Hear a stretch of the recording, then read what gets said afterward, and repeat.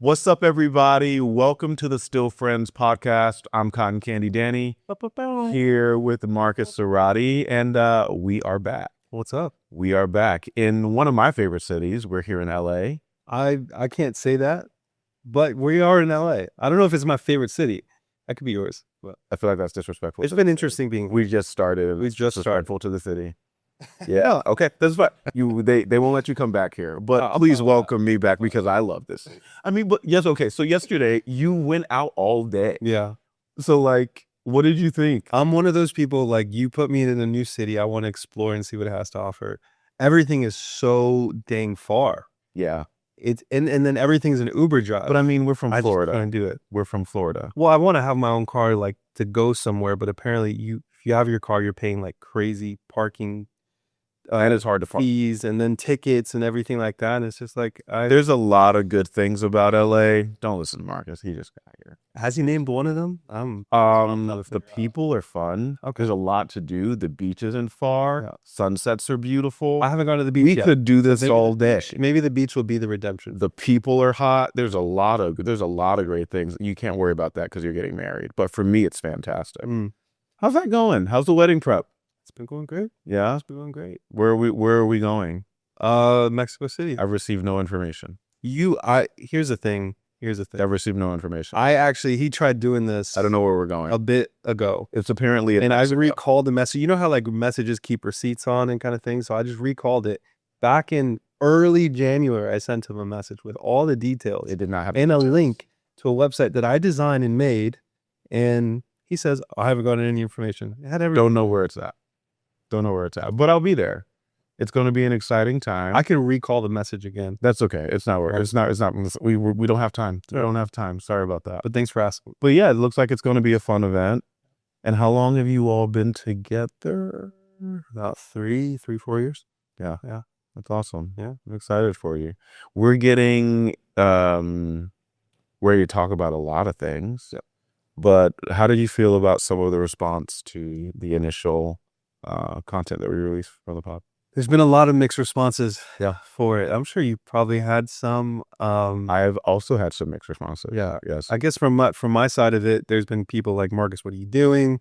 This doesn't make sense. This isn't on brand. And I'm like, wait, you made my brand for me? I didn't even know I had a brand. Say so. So it's been very interesting. It's like people want to have you in a box and kind of like, this is what you should do, and these are the people that you should hang out with, and these people you should talk to. So I've found that a lot of people that I've been I wouldn't call them friends, but acquaintances, have felt like they need to step up and say something. And I think they kind of miss what we're trying to do, what I'm trying to do, things like that. But there's been a lot of people who are like, I'm your brand director. And that's off-brand for you. So that sounds like the environment that we used to work in, you know? Yeah. That I used to work in. You're still in it. But I think that's just something that people do. I've actually gotten really great responses. Okay. But then again, I also have a little bit of a different audience now than you do. I think a lot of people have been encouraged by some of the honesty. I think it's added an opportunity for people to laugh about some of the things that are confusing or a little quirky about Christians and church life. And then I think in particular, the one where we shared, talked about the whole like pray the gay away thing.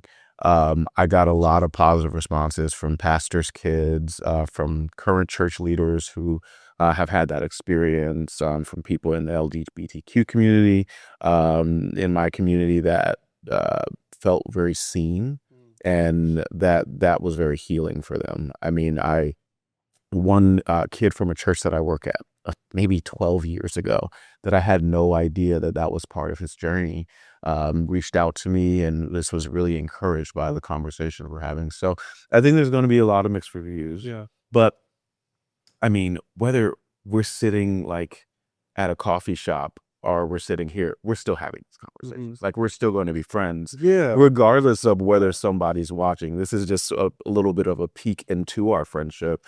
And I think the thing that I don't know if I'm your only gay friend. I feel like well, I'm your favorite gay friend. That's what it is. That's what we're doing. Self-proclaimed. Yeah, just claiming it. I'm your favorite gay friend. But I think there are a lot of church people who don't have any. So like since I left the church, I've actually lost a lot of friends, and they're friends who I've been very invested in. Like, we went through some really hard times together, whether I helped them through addiction or, I helped them through that divorce or whatever the situation might be. It seems like just because now that I live a different life, even though I still believe in the same God, like that's not changed. But just because my life looks different, they've decided to not be a part of it. And so I've been encouraged by the fact that you've decided to stay in it when a lot of people have left. And that's blessed me because, I think when people leave the church, at least maybe me, and this might be my ignorance because I've been in it so long, they don't expect to lose all their community, not all of them. And so for me, I've kept only a few people. And that's because there's just been so much discomfort with my new way of life that people don't want to know me anymore. But when we were in the trenches together and when we went through hard times together and, when I was there for this moment and for that soccer game and for that piano recital and, for that bout of depression or that sickness that you went through, like those moments were okay. But now in this season for me, there's been a lot of absence and you've been present. And so as the Golden Girls would say, Oh, here we go. thank you for being a friend. I got it. Well, I'm glad. I'm glad to be around, truly. And I think there's been a few people who have seen that from my kind of like mixed reviews, very far and few, but the majority is certainly like, what are you doing? Yeah. Why would you associate yourself with that? And it's very interesting because it's like, I guess my side is more so the Christian side of things, but it's like we read the same scriptures and you see who Jesus was surrounded by. Sure.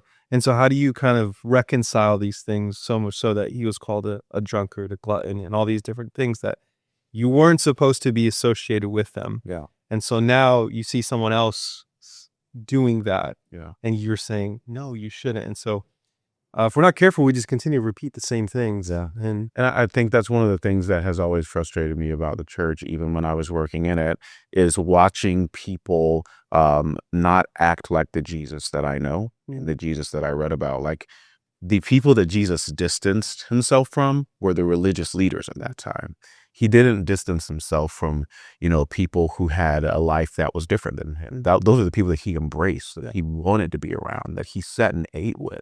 And so those are the people that were drawn to his ministry. And those are the people that he even called out to do ministry with him.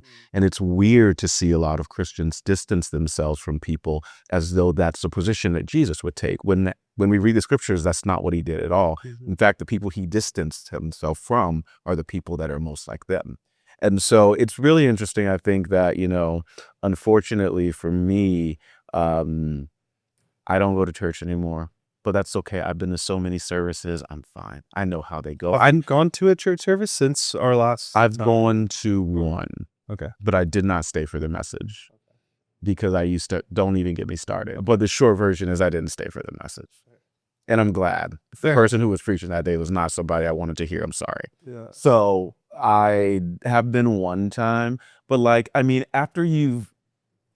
after you've been asked to sign a Connect card 1,000 times, I think I'm done. Give me your address, give me your email, and we're going to send you a bunch of things about giving. I'm kind of over it. So for me, I don't know that I won't say I'm bitter. I don't think I'm cynical. I think just because I worked in the part of the church that was not the ministry part, not the helping people, not the serving people. I did that part for a season.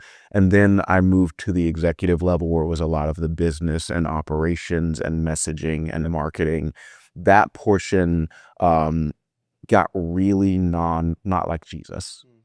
And for me, that created an uncomfortability with what I was doing. That at a point I was like, this feels gross, to write these weekly giving talks that are kind of on par with what people should do, but that are sometimes designed to emotionally manipulate you into being generous. And I don't think that's what it means to, give freely and to give with a grateful heart. We were manipulating people in some of those instances. So I think being involved in some of that more messy stuff has made me not want to go back.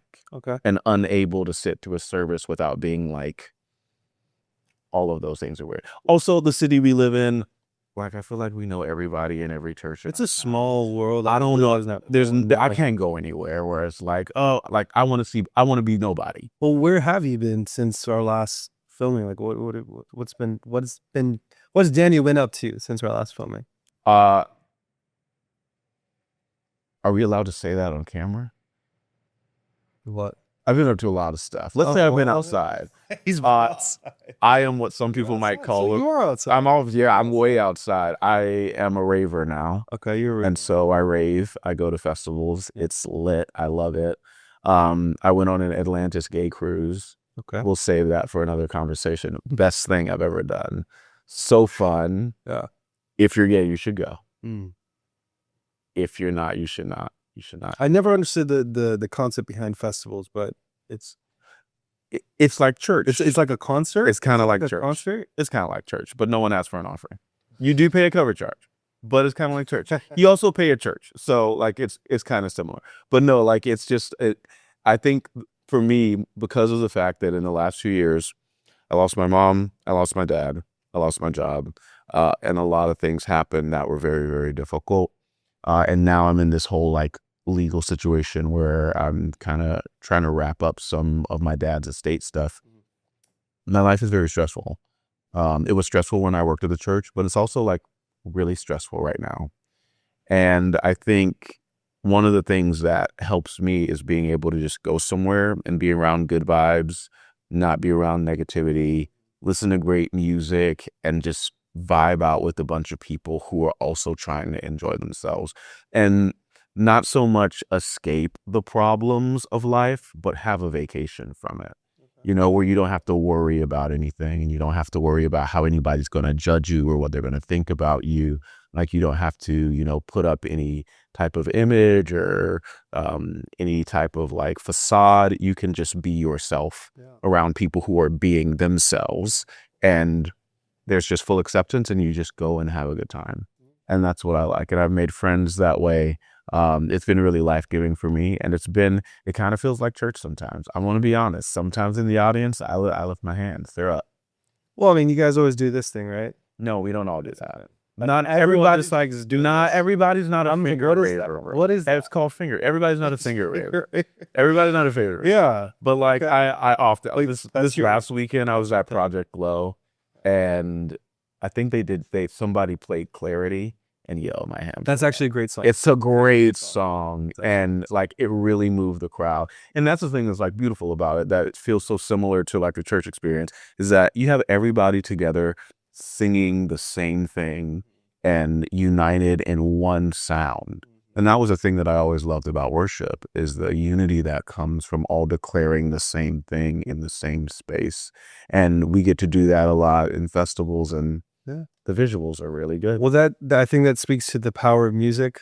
That speaks to the power of community. Like these are 100%. beautiful gifts. You blend them together that we get to do. I guess on my side of things, I've been leading worship quite a bit more. I recently started an artist in residency with the church. So that's been really awesome. Working on a lot of projects when it comes to worship and distilling. I've been doing this for now 16 years, which is crazy. You're an old man. I'm an unk, as the young people say. I'm fine with admitting it now, I guess. They don't say that. You know what? I don't think they say that anymore. No, I think the last time you sat down, they said that. I think no, they said that. I don't think they remind me all the time. I get messages. Anyways, so I'm trying to distill everything that I've learned over the 15, 16 years I've been doing it, and just being able to give that as a resource to people. Still within my creative agency, working quite a bit. Yes, we talked about the brand, several other projects, marriage. Like I was saying before, it's been marriage is a project. Marriage is a lifelong project. Yeah, it's something that you, especially before all this wedding planning and everything. It's been a lot. It's crazy. It's been a lot, but it's been incredibly rewarding in everything that I'm doing, because I'm building it towards something I've been working on. So yeah. It's been quite a couple months. And she's great, by the way. She's kind of great. She's great. She's kind of great. Absolutely. You lucked out. She's great. I'm really, really happy for you guys. Thank you. Growing up in the tradition I grew up in, they had some interesting kind of takes on relationships. So growing up in that, they always told me that I had to date someone that was of that same exact tradition. Yes. This may be common. I don't know. I think it is in a lot of religions. It probably saves you a lot of heartache, maybe. But so I always used to think objectively through that lens. Mm-hmm. And I never got to see people for their hearts. There was actually people that were in that tradition who had terrible hearts and were just, why would I want to? But people that were outside of it, but they were just kind of like, no, I can't because you're not that. So that was one of the things that I can remember. Yeah. I think, and this is, I don't know if this is a good thing or a bad thing, but I'm a huge romantic. And I think it's because growing up, I saw my parents so much in love. And so like, I do believe that like true love is a real thing. I think especially when my mom died, seeing the only thing that she was worried about, she wasn't worried about dying. She never really complained about her pain. The only thing she was worried about was my dad. And I remember, there were a lot of things that she said to me on the day that she died, but I remember she still, whenever she has something important to say, she would like grab me by my face, and she grabbed me by my face and she said, whatever you do, just look after him because I don't want to leave him here by himself. And he came in later and I was standing in the back listening to them talk, and he said, I don't want you to leave me here alone. I don't want to be here without you. And after she died, he didn't, we really believe that he died of a broken heart just because of the fact that he didn't want to be on this planet anymore without her. And while it was tragic in a sense to watch them both go, I think I was reminded of the fact that just love is real and it's out there, and you can find that person that you feel like you can't live without. And I saw that mirrored in my parents in the way that they treated each other. Now, their relationship was by no means perfect. No relationship is. But at the end of the day, they always chose each other and they truly were in love. So that's something that for me, growing up, I've held on to. And that's not true. I've actually been in love many times and it's been beautiful. I don't have it active in my life right now, but that's okay. But do I believe it's out there? Yeah. 100%. My parents made me a complete romantic in the way that they loved each other. Yeah, that's fair. I grew up in a home where, well, I'll say this. I grew up not knowing my biological father, but I don't even call him stepdad, but I just call him dad since. Yeah, you never call him stepdad. Yeah, never. He's been there since the beginning, but growing up seeing that, I think that became a model for me. Yeah. Obviously, yes, there were certain things from church that were kind of like, yeah, this is how you should date, this is how it should be. Like-mindedness and unequally yoked. That was always like this language that was used. I used to hate that. It was a very strange The I never unequally understood it. yoked thing. I'm like, oh God. But hey, I've also seen in the same sense, like some people groups getting together, it becomes way more harder to try and build something of unity, something that lasts long. But I think that's the thing for me is like, again, going back, I'm a romantic. I feel like love transcends all of that. And so for me, it's just like, yeah, maybe you believe differently, but love is greater than that. And I can still love you and want to spend the rest of my life with you. I could be, but it requires, I think, the individual to like surrender and like certain things of, I think there's mutual sacrifice. There's mutual surrender that has to Yeah, happen in that situation. But is it worth it for love? For me, hell yes. Of course, yeah. Love is the end goal. I think it could be possible. I recently dated. Oh, I don't know. We'll get more into the relationship, but I was dating an atheist for the first time ever. I've never dated an atheist. Are you still dating an atheist? No, we're not. See, there you go. Yeah, but that's not why. That's not why. That's exactly. That better not be. So why. Maybe they were right. Don't be unequal. That better not be. I'll take back everything. But like, I used to. You just proved the point. You suck. He ruined my last relationship, by the way. We're gonna have to talk about that. Absolutely, he did. Actually, we're gonna go ahead and get into it. Markis is getting married, and I was dating a couple. I said to him, "Can I have a +2 for the wedding?" And his response, what was your response? What was your response? I said, I'll think about it. That's not what you said. I said, Oh no, I said I will think about it, but do you think that this is gonna last long? Like, So is this gonna be a he relationship? cursed my relationship, and a month later we broke up. I never did that. Maybe there were red flags that you didn't want to see that ended the relationship. The point is, I was in a relationship with an atheist. It was a great There you relationship. have it. No. But I would say to them, "Hey, I'm praying for you," and they would say to me, "Thank you. I like the idea that you do that, even though I'm not sure what it does. I like to think of the fact that you pray for me." And so there was an appreciation for that, but Pseudo. not a belief in Yeah. in that it was actually going to do anything. But there was at least some appreciation there that they were thought about. That was kind of But it was my fault. it was your fault. I blame you. I blame you. And Sorry. Accountability is a gift. and now I don't have anyone. If there's anyone out there that would like to go to a wedding in Cancun, is that where we're going? Go ahead and go to Cancun. You won't see me there, but go. I've heard it's beautiful. I felt like you almost cursed at me just now. No, I felt like you almost. I don't. I feel like you were asking I don't- years. That's some bullshit. I don't curse. That's some bullshit. It's okay. All right. But yeah, you were in my relationship, and that's okay. I'm still might bring 2 dates to the wedding. Okay, Sarah, you're up. It's in Cancun. Have you ever had to choose between authenticity and belonging? Having to choose between authenticity and belonging. Yes. So for me, growing up as a pastor's kid, my parents always thought that I might be gay, and they were very embarrassed by it, especially my dad.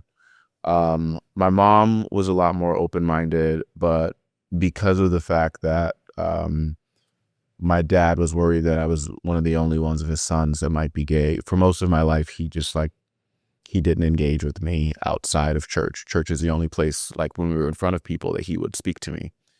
And when I was in my last year of high school, I met a guy. I know we can't say names, so I'm going to say his name. His name was Jamel. And I loved him very much. He was my first boyfriend, and he was a secret boyfriend. And we did all the like Hallmark romantic stuff where like I lived in like the boonies, like up back in the woods. So he would like park at my gate. I'd sneak out the back door. We'd get in the car, drive to the park, lay out a blanket, look up at the stars. It was like this whole romantic scene. And then our lives moved apart. I moved more into ministry. He eventually came out and went to school. And we kind of stayed in contact a little bit. And then the last time I spoke to him, he wanted to see me, but I was too busy with ministry stuff to stop. And I was trying to like not get deeply into, a whole gay lifestyle. I was trying to kind of walk away from that. And about 2 weeks after I spoke to him, he died in a car crash. And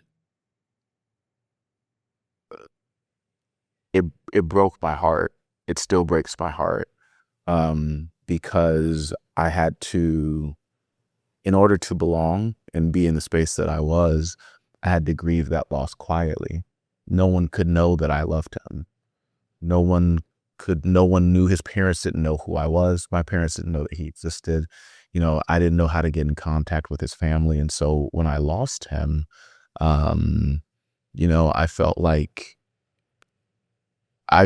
God was punishing me for a lot of what my lifestyle had been, because he took somebody that I loved, that I really cared about, and that I had hoped one day I would end up with. And so for me, I think if I have a regret in life, it's not being able to be open about the fact that I loved him. And all these years, I still kind of mourn that loss. And the secrecy that had to cover that because of the lifestyle that I was living. And I feel like it was a huge mistake, to choose this life over the love that was so real for me and between us. And that's something that I think about, when in this season of being out and being open about my sexuality. I think about the fact that, we only get so much time here. And to be in love is a beautiful thing. And if you are in love, why not share that? Why not be happy about that? Why not shout it from the rooftops? No, why not be proud of it? Why not enjoy it in its fullness? And so for me, that's something that I had to choose, or I felt like I had to choose in the season, but that's not a thing I think I'll ever repeat again. No. It's crazy. If you would have chosen a different path, we would have never met. We would not have known. We would never be on the set of this podcast. Being able to tell people and be able to model what it looks like to hold friendship despite disagreement or despite the differences. Yeah. And so it's one of those things, because I hear you, and my heart breaks for that. My heart breaks for any loss. But it's one of those things, we have to, if I had only made this choice, but everything has led up to today. Yeah. And I think there's still beauty in it, because I think what we're doing today is incredibly beautiful, but it doesn't delegitimize the loss or lessen the loss that had to happen. So, I mean, thanks for sharing that. And I'll have to say this, I personally believe that God doesn't take people's lives. Yeah. He allows tragedy to happen.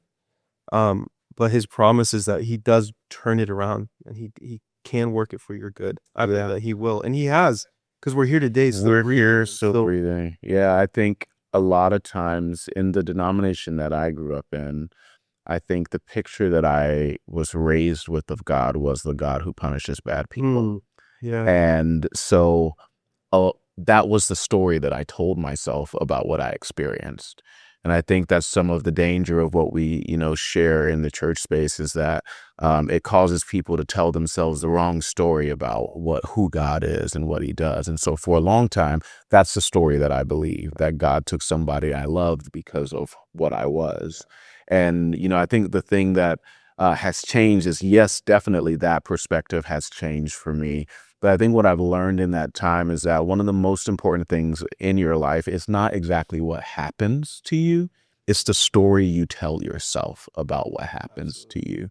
And so over the past year, I've started telling myself a very different story about my life, and revisiting those tragedies and those losses and those moments of trauma and those moments of abuse, and rewriting them. And the reason I've done this is because I have a friend who is the best at it. She is really gifted in communications. It's what she does for a living. But she also has a gift of rewriting stories and helping to redirect in a way that can show you another perspective of what the situation you're looking at can mean. Because there's a lot of times that I'll tell her something and she'll be like, well, if you look at it this way, and I'm like, damn, that makes sense. And so I've actually picked up that habit from her, and it's helped me to rewrite a lot of the stories that I've been through. And that's been very healing for me. I think my perspective of God definitely has changed as I've come to accept myself more, and to accept that he doesn't make mistakes and I'm something he made, And so I think with all of that, that's really helped me to process the trauma, process the tragedy, and, to heal from it. I've been telling myself better stories, and I have a better life because of it. That's good. Yeah, rewriting stories is powerful. And the story that we live under it can dictate so much in our lives that we didn't even realize. And so I've seen that play out with people that I've been around, and trying to encourage them, like, don't live under that narrative. That narrative is not true. Surrender to what is good, beautiful, and true. And so when we hold it to that, then we get to see, like, oh, wow, I've created this false narrative of my whole life, and then it's just dark and everything's against me. And I mean, you will see that way if that's the narrative that you're living under. Yeah. For me, I've been trying to practice this entire year, practicing the story of Scripture, because I've been realizing, again, similar to what we're talking about, is that if we don't live under that story, another story is going to practice us. Yeah. And so we can fall victim to culture's story of how things should be, random person's, interpretation of how. And so this is a story that I want to practice in my life and everything like that. And that has come through everything that has been before. So again, this is like the first year that I'm really practicing it, because I look back between this conversation of living authentically or belonging. Growing up in the church that I grew up in, I never belonged there. Authentically, music, art, things like that were just so a part of who I was, but belonging never came. And so I had this weird dichotomy of just like, yes, it's the church I go to, but it's not, I don't feel like I belong here. Yeah.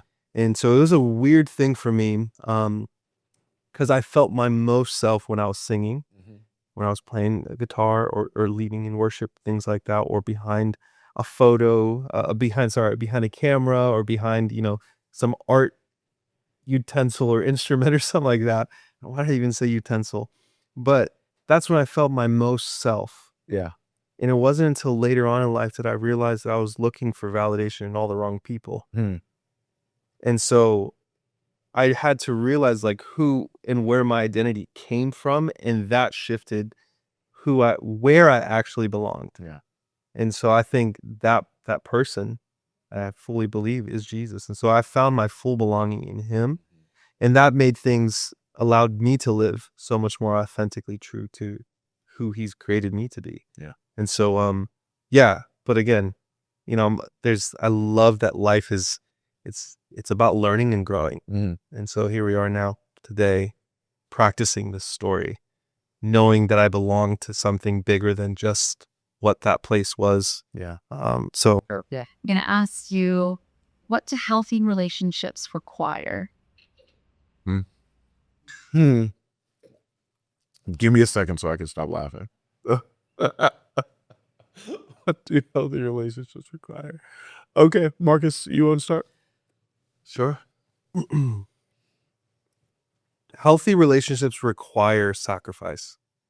I truly believe that in every facet of it is just, it becomes this self-sacrificial love of saying, okay, your wants over mine, but then vice versa. And that's where I think the healthiness happens. If I'm holding to, no, this is the way that it's got to be, and this is the way it's always been, you're not going to be in a healthy relationship. You're putting yourself in this higher position, and that now there's this power dynamic. There's just his way is always right, or her way is always right. And you get to never see each other for who they are. Yeah. You never get to see each other eye to eye. And I think that's where the healthiness comes from.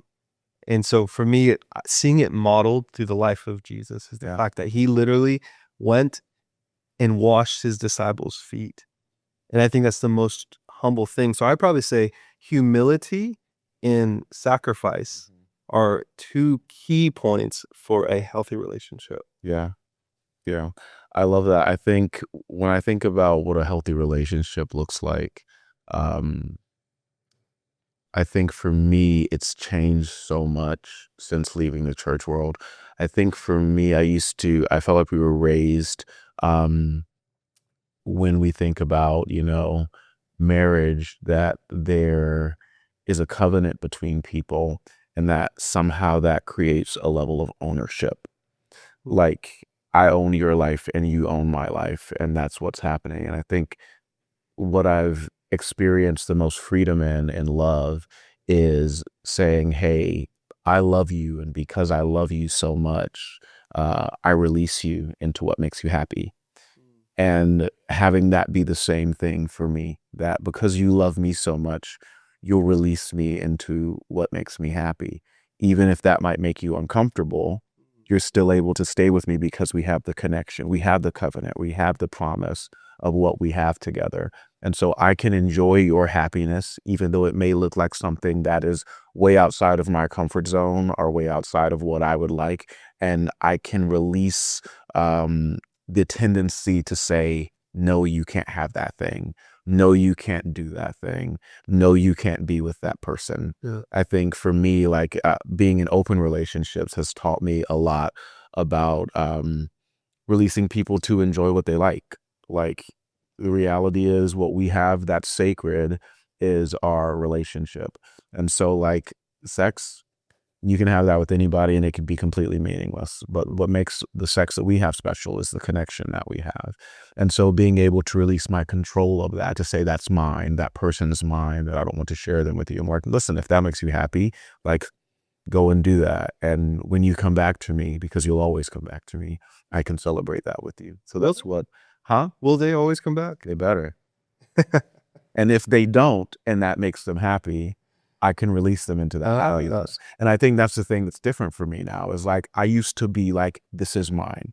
And I think so many of us, the reason that a lot of relationships don't work is because people hold too tightly to their person in a way that ends up suffocating them instead of freeing them.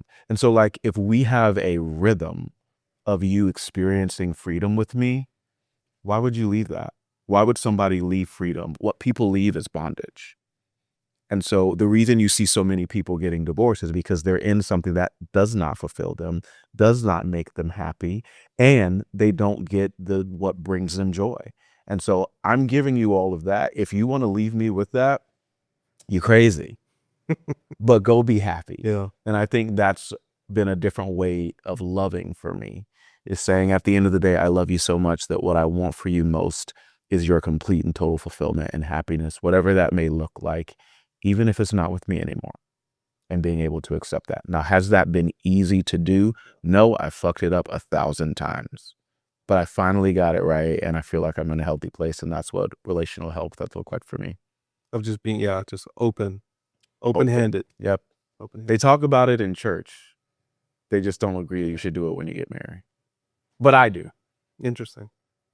Freely give, freely receive. Interesting. I think that the healthiness is it's important. I think, yes, having the openness to, for instance, there's times where I have to retreat. I have to go on my own walk, like where we don't have to be together always. I think maybe that's some of what you're talking about, where it's like we always everything together, like, and there's just no, I wouldn't say the word separation, but there's no individuality anymore. I think it's important to be your individual selves, but together. And you get to work out the nuance of what that looks like. For each person, it will look different. So there's times for me in each relationship, we'll have to kind of write it out, however. But there's times for me, it's like I like to go by myself on a walk to a park and read a book. Or there's times where I like to just go on a photo walk. I take my cameras with me, and that's just my alone time to have. It's just my own kind of sacred space. But there's times for us together, for sure. And so, yeah, it's interesting, the kind of like the happiness thing that you're talking about of just going out and being. But I think there's also the happiness that you should have together. Yeah. The fulfillment together that really brings in the relationship. Because it sounds like two individual people living individual lives. When you get together, then you're together. And then aside from that, you're apart. And so I think that's where I would push and say the healthy relationship is two people together living, yes, having some moments, we're apart, but yeah, it's very interesting. I haven't. Yeah. I mean, I think, my first sort of open relationship went very poorly. So I will tell you that I did not do it well. And the reason was because, and jealousy happens in any relationship, like even in open relationships, and people who feel like they have healthy open relationships, jealousy still occurs. But I think for me, I realized that the moments that we are together are sacred. And as long as you're not spending that sacred time with people, that's really the part that I care about. What you do with your body, that's fine. Like if you want to have friends, if you want to go out one night without me, go do your thing. You want to watch that show without me, you just couldn't wait. And, I got home from work late and you just had to see what happened next. I'm going to be mad at you, but I'm going to ask you once I watch the show what you thought of it. And so always returning to each other and letting that be the moment that's sacred. And I think it's really about choosing each other. Like that's the beautiful thing, I think, when it comes to relationships, is there's all these options out there and you can have every single one of them. But at the end of the day, the one that you choose is me. And that's what's been beautiful for me in my relationships lately. When you hear the phrase Christian nationalism, what comes to mind? When Christian nationalism, when I hear that term, naturally I think of people who have chosen political power over the presence of God. quite literally. And so they've kind of, this is how it's got to be. It's this power approach. When I look through church history, I see a church that changed the world from the margins. I was able to change the world in beautiful ways, and not by assuming power and control. And so there's a lot of critique that I have on that, especially within the Western world that we live in, of Christian nationalism, and that being kind of like this blanketed thing of this is how Jesus was. But again, when you really look in the totality of Scripture, when you read Jesus's words, he says, "Follow me, not run for office." Sure. I think that's such a difference when we really look at what Christianity is and what Christian nationalism is. Yeah. Completely different. Yeah, I think when I hear the phrase Christian nationalism, I think of a group of people who are using the legitimacy of Jesus and the authority of God to validate their political leanings. And I think that's actually been a really unhealthy thing, because I think it has confused the world about who Jesus is. And a lot of times when people speak from the standpoint of Christian nationalism, they're not actually talking about anything that Jesus has said. All of it is Old Testament content that a lot of people use. Like if we take, Pete Hegseth's stuff, even though it was extremely wrong and from Pulp Fiction, it was based on what he thought was something that was Old Testament scripture. And so what people don't do when they want to talk about Christian nationalism is talk about exactly what Jesus did and what Jesus said, because Jesus was a friend of the stranger. He invited you to welcome the stranger. And so when we look at immigration and some of the stances on that, that's not the stance of Jesus. That's people using his name and co-opting his brand to advance their agenda. And I think it's been extremely unhealthy. But I think for people who are watching this, I want to say, as a person who is a Christian, that a lot of what you hear on the news and a lot of what you read that Christians say about what Jesus wants, that's not his platform, that's theirs.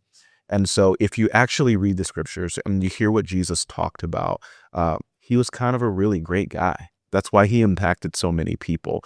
And he didn't, distance people. He chose love instead. He didn't shun people away. He welcomed people. He didn't condemn people. He chose to love people. And that's who he was. Who the church is being and who some people are choosing to associate themselves and their faith with, that's their business. But actually who Jesus was, he was somebody that loved people. And so as a Christian, who does not subscribe to Christian nationalism, who some people might call a liberal Christian. Yeah, you can call it whatever you want. I want to do what Jesus did, which is just to love people and to give and to serve. Yeah, Jesus had some very interesting words. And there was actually a lot of words that he said that actually shunned people away. And so there's moments where, there's one that I was reading in John 6. And he's talking about communion, and he's talking about his body and blood. Yeah. And there's people who actually were like, this guy's crazy. Yeah. In fact, what they actually said was, isn't this just Joseph's son? Isn't this just, we know this person. And so there's a specific moment that happens where they're like, okay, I don't have to follow him because he's just a regular person. So there's just moments where I believe that Jesus' words, they also turn people away. I mean, there's the rich young ruler who comes and he's like, what do I have to do? He's like, sell everything. Yeah. And then come follow me. And so it's not, and this is where I'll say, like, just the critique on Jesus and just talking about that, but then also Christian nationalism, where I feel like they may take it a little too far, is that Jesus' words are also convicting, and so much so that some people are like, I don't want to leave this lifestyle to follow you and what that looks like. And where I believe maybe Christian nationalism takes that too far is like they like this division. They like this black and white, and this is it. And so they take that to an extreme point where it becomes maybe more power and control. Yeah. Where Jesus's words weren't like that. He wasn't trying to control the person, but he was speaking directly to them. Where your treasure is, there your heart is. And so for the rich young ruler, he clearly has treasured money. And so he's speaking to his heart. Yeah. If you want to follow me, leave this behind. It isn't a control thing, but where it does get to control is where I believe where I see Christian nationalism. They want to control. This is how it's got to be. Yeah. And so I don't know if you ever saw the movie Book of Eli. It was one of a fascinating movie. Was it? Movie? Yeah. Was it fast? Denzel Washington. I think he's one of the. He's a I great mean, actor. this is not about Denzel. I was saying the movie. I don't know what the movie was called. Okay, I got through 15 minutes and I was like, Oh, you have to I'm see going to it. watch The Golden Girls. And I think one of the fascinating points in it is that everyone, I want to say, in the movie is blind or has some kind of like ailment, and they're looking for this book, and the book happens to be like the Bible, because what the guy is wanting to do, the nemesis in it, is get it so he can control everybody. The book has a lot of power, whether we agree or not. So much so that there are, even today, taken into modern times, if you can control that, you can control people. And so that's what the movie's kind of showing. This guy's trying to get in. They're trying to not have the nemesis get it, so on and so forth. But it does have a lot of control, has a lot of power. And I think people can misconstrue words. And that's what I see a lot. Yeah. I think Christian nationalism is like, it's a misconstruing, like you said, of who Jesus is, but also his words that were supposed to be of life. And now it's of cursing, and now it's of division. And now it looks less like Jesus and more like, again, a political party. It looks like a control, or so on and so forth. So. You know what I think is so interesting, and I've always said this about like the LGBTQ community, is I think part of their message is actually the gospel message. And when you talk about love, acceptance, and belonging, they have taken that message and repackaged it in a way that has truly captivated people and brought them together. And the church should have done a better job of taking that part of the message and putting that at the forefront of what we taught people in churches. But instead, what we talked about was winning and victory and power. And we're always in a fight with somebody. There's always some enemy that we're after, whether it's trans people or gay people or immigrants, or there's always someone to fight. But the reality is that there's a part of Jesus's message that the world has taken, and they have evangelized the world in something that's not him.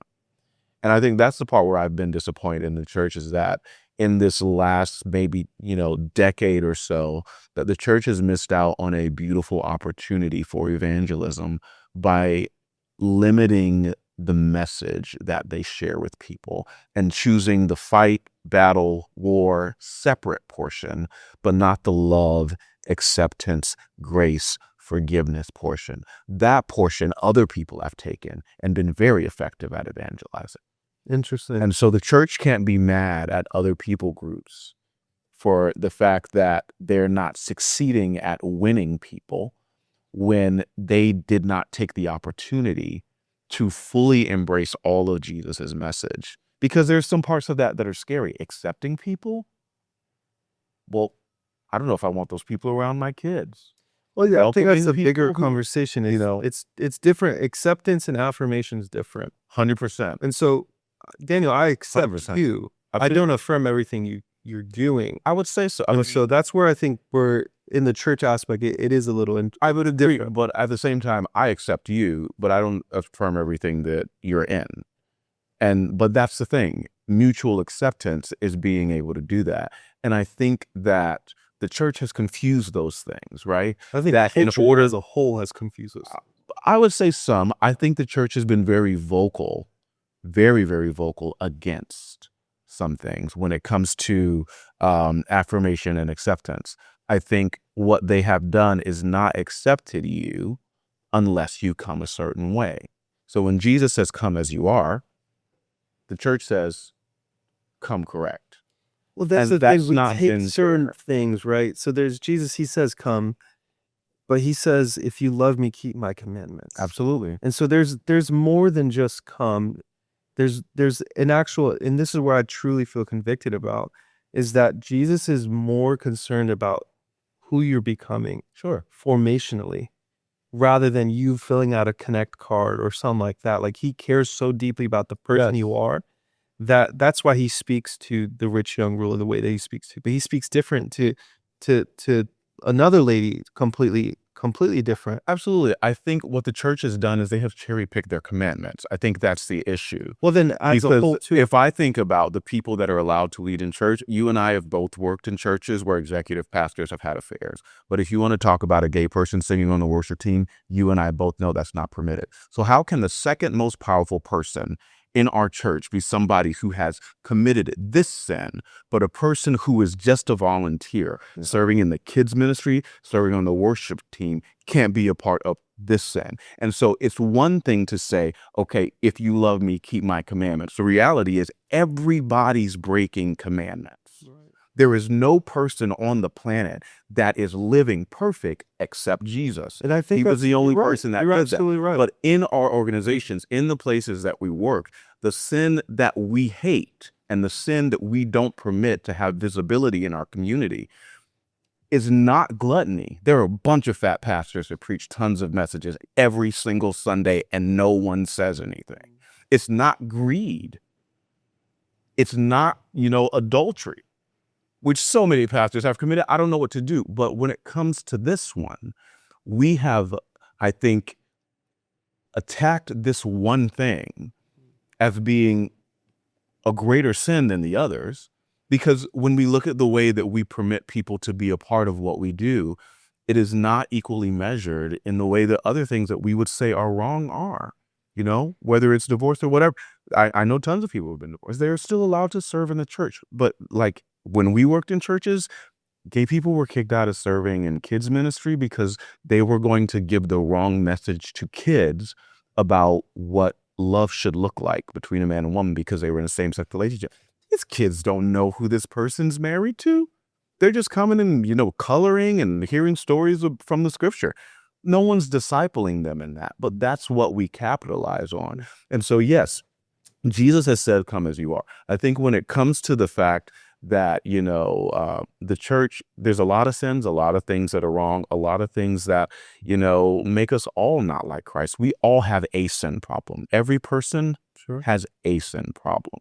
But I think there's been a disproportionate focus on this particular one as one that does not permit you to be close to Jesus and does not allow you to be part of the community. And because of that, so many people who believe in Jesus and who are same-sex attracted have chosen this community because they're not welcome in this one, even though the person who's had an affair, the person who has addiction, the person who's been divorced, the person who is a glutton can be accepted here, even with their sin. But with this one, they cannot. And I think that's created evangelism over here with a similar message and a loss and a missed opportunity to evangelize over here. Yeah. I hear your heart and all that. There is a lot of critique that I have on the modern day evangelical and Protestant church. And, but tying it back to what Jesus says, I think we like the come as you are, but not the fact that he's challenging you not to stay as you are. He wants to change you. Sure. And so that's where I believe it's this formation of who you are becoming when he does invite you to come in. There's an aspect of humility. There's an aspect of sacrifice. There's an aspect of surrendering to who he is and his desires for you. Yeah. And that he has such beautiful intentions for you and everything like that. But yes, I think I hear your heart in that. There's a lot of things that need to change within the modern evangelical and Protestant church. And here's what I would say about the challenge of change. I think Jesus wants to change something different for every person, because the reality is what Jesus wants to change in you is not what Jesus wants to change in me, because how he made you isn't like how he made me, and your sin problems aren't my sin problems. And so there are things that Jesus wants to change in you that he doesn't have to change. Well, we create a hierarchy of sin. I think that's the problem. We absolutely do. That has happened. Yes. And so, yes, you're right in that. But at the blanket level, there are sins. There are. And so, yes, my struggles may look different than yours. Yeah. But the point is that he wants to change that. he wants to redeem those parts of your story that have been broken, that have been hurt, Right. and so on and so forth. So it's not just come as you are and stay as you are. No one's saying that's stay the as you problem. are. I think you don't get to decide what Jesus changes in me, because what my story is, like what my journey is between he and I. And so, yes, he's going to change something in me on this side of life. There's something in eternity, because we're not going to be like him until we see him. We're still going to struggle with all. I'd push back on that. I don't think that any of us can achieve holiness. Like, we cannot achieve perfection on this side of life. The only person that was able to do that was Jesus. Now, we can be like Jesus. Holiness, all We we can need is just- living differently. I don't That's think. just the I word think of- holiness is a. Living set apart is what holy means. I don't think humans can attain holiness. I think humans can attain righteousness. So you can live differently. You can live differently. You can live righteously. That's all that holy means. But continue. You can live righteously, but holy is a term that is attributed to God. God is holy. We are not. We can be righteous, but people can't achieve. And this is just from my study. People can't achieve holiness. You can achieve righteousness. If you're thinking of radiant glory, I'm thinking that's what you're thinking. I'm thinking that holy. I don't think people holy is a become category, like the word holy. light around my face. The word holy is a category of one. No one else fits into the category of holiness. Like, you would say no one else is holy. There's no one else that you would say that's a holy. No, God is Again, holy. holy just means separate part. And living. I think we can go back and forth on like the theology of the word holy for all day, but literally, when it comes to righteousness and living right, God wants to change something in your story. That's not what he wants to change in my story. And when we are able to live perfect and fully in a way that is like him, God's not going to fix everything in your life on this side of life. You're going to die with some things that are still broken. You're going to die with some things that still aren't right. You're going to still probably die with some sin problems that you have. And I think that we can't expect people to be perfect completely on this side of life, because no one does that. That's not fair and that's not real. Jesus did that, and that's great. And I want to be like him. But at the end of the day, there's some things that God's going to do in your story on this side of your life. And there's some things that God's going to do in your story on the other side. That's why there is another side. But the reality is, what we can't do is we can't force upon you something for you to get right here that we've decided you must get right. That's something God's got to do in your story. Yeah. And that's where the personal relationship portion comes in. He's got to do that in you here, and he's going to do what he wants to do there. What he wants to clean up in you on this side, that's between you and him. What he fixes on that side, that's different for everybody. And so I think we put too much weight on people becoming perfect in this lifetime, instead of accepting the fact that, like, we all got stuff that's messed up. And we are all being perfected. We are all pursuing holiness. We are all pursuing a life like him. We won't get it perfect here, but we'll get close. We'll get it perfect there. And that should be enough. But we don't get to choose what God fixes here in people. And we don't get to choose what God fixes there in people. And I think we've got to stop getting involved in that part of his work. Like, allowing people to come and be a part and experience him and have a relationship with him and have community with people who are all pursuing that. That's beautiful. But we've got to stop trying to fix people for him and let him do the work. Sure. In pursuit of him, I think that's what eventually happens, is that you become more like him, and that in your actions and the way that you talk to people and the way that you live your life, it ends up looking different. And that's why I say holiness, what holiness looks like, where you can see someone, you just be like, man, you're different. There's something that is so different about you, that is so unlike anything that I've seen, but it becomes in your pursuit of him. If you're looking at the pastor, the executive pastor that has affairs, or someone else, you're trying to live to that standard when his standard's so much higher. And so if I'm only focused on Christ and the way that he is and who he is and his holiness and his set apartness, that needs to be who I'm focused on, not on whether this person had an affair and what this person's doing, because then now, well, it becomes, if they did it, then I do it. Well, if they can do it, I can do it. Well, that's not the way that you become transformed. That's not the way that you grow in what God is asking you to do. And so that's where I say, like, the focus becomes him, and then that begins this formational process where, yes, people can be doing all sorts of things, and he even says, like, judge people by their fruits. If their fruits are looking spoiled, that's not a good tree to be looking at. And so there's one tree that I want to look at. There's one person that I want to look at. And so by that, I want to be transformed by it. But I hear everything that you're saying. And I think there's so much to be learned for us from it. There's so much that, again, we have to be able to be able to have these good conversations about this. Yeah, and I hope that people in church leadership, because we both sat on those seats, will look out at people and say, you know what? That person's looking at Jesus, and I'm going to let them keep looking at him.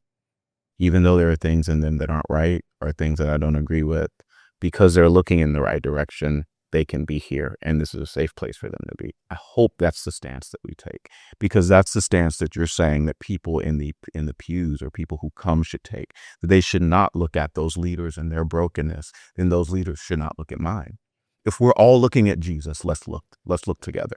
But if I'm not going to look at you, you're not going to look at my brokenness, and I'm not going to look at yours. We're all going to pursue Jesus together and keep our eyes on him. I think that's where my issue is. I'd like want to point people to that. Right. And so we should do that. But the only people who should be pointed to that are not the people who attend. It's also the people who lead 100%. and the people who decide. And so when we look out at the people who come, I think we have to do less of saying, hey, this has to change, lest we be judged in the same way, and say, okay, if you're looking at Jesus and I'm looking at Jesus, then we're both doing this together. And maybe you're in a different place on your journey, and where that ends, I can't say. Same for me. But if we're both looking in the same direction, then we're on the same team. And I think that should be enough. I want that to be enough for people when it comes to being in the church. The last thing I want to say on this, I think, is really important for us. In my studies of early church history and kind of seeing how the church has played out, we're pretty far from that today. And that's why I have a lot of reservations about the modern evangelical and Protestant church. But one of the saddest thing that the church has ever done, Daniel, I'll say this, is that we've replaced the altar with the platform, with the stage. Before, the center of the church was the communion table, the bread and the wine, himself, the presence. It was him. That was the center of it. You walk into a church, that's all you're seeing. But now, what is it? You see the person, you see the pastor, and that's become elevated. And how often do you see communion elements? Once a quarter, if your church practices it that way. And that's his actual presence. That's where I truly believe. And so there has been a shift where now we're looking unto a man broken. God can use broken people, absolutely. Totally. But if that becomes our only focus and we're getting just the bread and wine once a quarter, that shows a lot. And I think that becomes kind of like the undergirding of the problem that we're talking about and that we're facing and seeing a lot in today's culture of Christianity, is that we have replaced the altar of God with a stage and platform.